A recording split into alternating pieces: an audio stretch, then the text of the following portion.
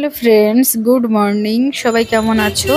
আজকে সকাল সকাল আরেকটা নতুন ব্লগ নিয়ে চলে এসেছি। যদিও এই ব্লগটা অনেকটাই পুরনো ব্লগ, এটা ছিল রথযাত্রার দিন ব্লগ।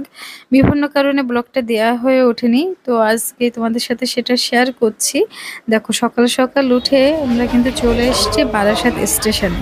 এখান থেকে ট্রেনে করে চলে এসেছি দমদম স্টেশনে, আর দমদম থেকে আমরা মেট্রো ধরে চলে এসেছি কালীঘাট মেট্রো স্টেশন। মূলত আমাদের গড়িয়াহাটে যাওয়ার ছিল, তো কালীঘাটের এখানে নেমে আমরা রাস্তাটা পার হয়েছি।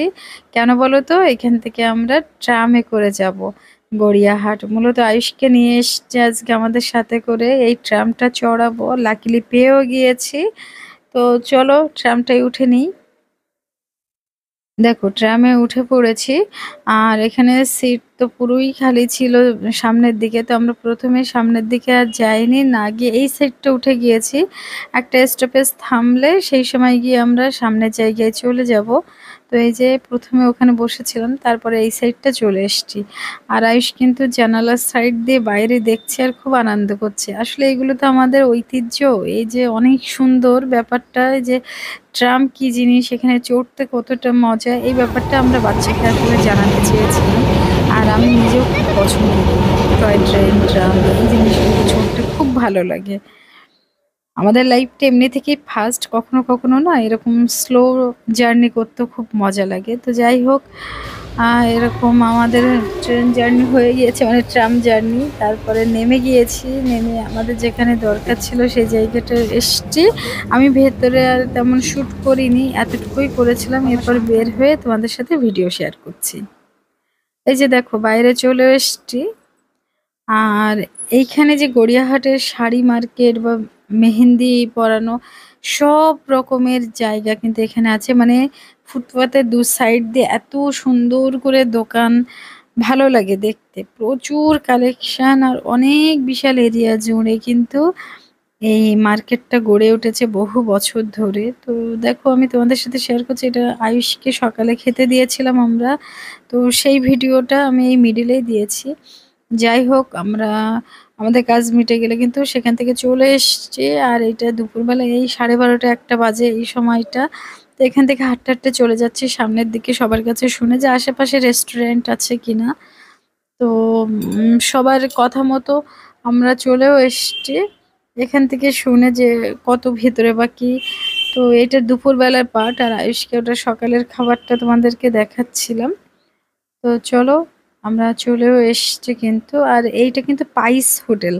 জানতাম না কোন হোটেলে যাচ্ছি আমরা। সবার কাছে শুনেছি একটু ভালো খাবার দাবার পাওয়া যায়, তো সবাই যেভাবে অ্যাড্রেস করলো, পরে দেখি এটা আদর্শ হিন্দু হোটেল ছিল। তো যাই হোক, এটা অনেক আমি ইউটিউবে দেখেছি এই হোটেলটার ভিডিও, আজকে চলে এসছি।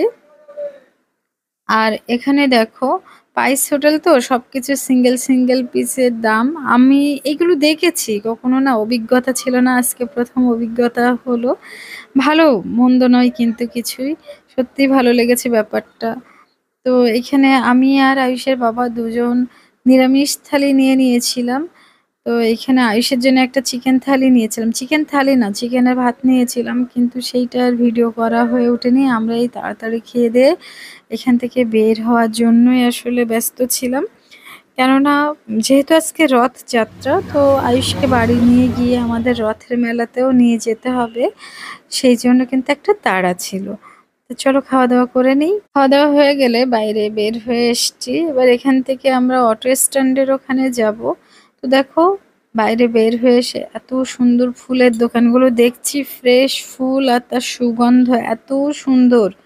তো সেখান থেকে বের হয়ে রাস্তার দিকে এসছে, আর রাস্তার এই সাইড দিয়ে রথগুলো কি সুন্দর সাজিয়ে রেখে দিয়েছে, মানে বিক্রির জন্য। আরো দমদমে এসে এখানে একটু আমরা এই সোডা খাচ্ছিলাম।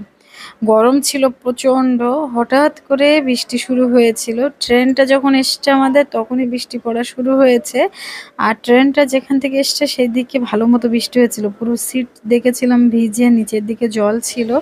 কিন্তু যখন আমরা এই যে বারাসাতে নেমে গিয়েছি তখন দেখি এখানে কোনো বৃষ্টিই হয়নি। যাই হোক, আমরা অটো করে এবার বাড়ির উদ্দেশ্যে চলে যাচ্ছি। তো বাড়িতে এসে আয়ুষ বলল মেলায় যাবে। এই প্রায় 4টে বাজে, 4টে সাড়ে 4টের দিকে মেলার জন্য আমরা আমাদের দোকানের এখানে এসছি। আমাদের আসলে আইসক্রিম, জেরক্স এই দোকান আছে বাড়ির নিচেই। তো এই যে দোকান ঘরের এখানটাই ছিলাম। এবার দোকানটা বন্ধ করে 3জন বের হয়ে গিয়েছি রথযাত্রার, রথের মেলা দেখতে। তো দেখো চলে এসছি, ভীষণ ভিড় ছিল আর মেলাটাও বেশ বড় ছিল।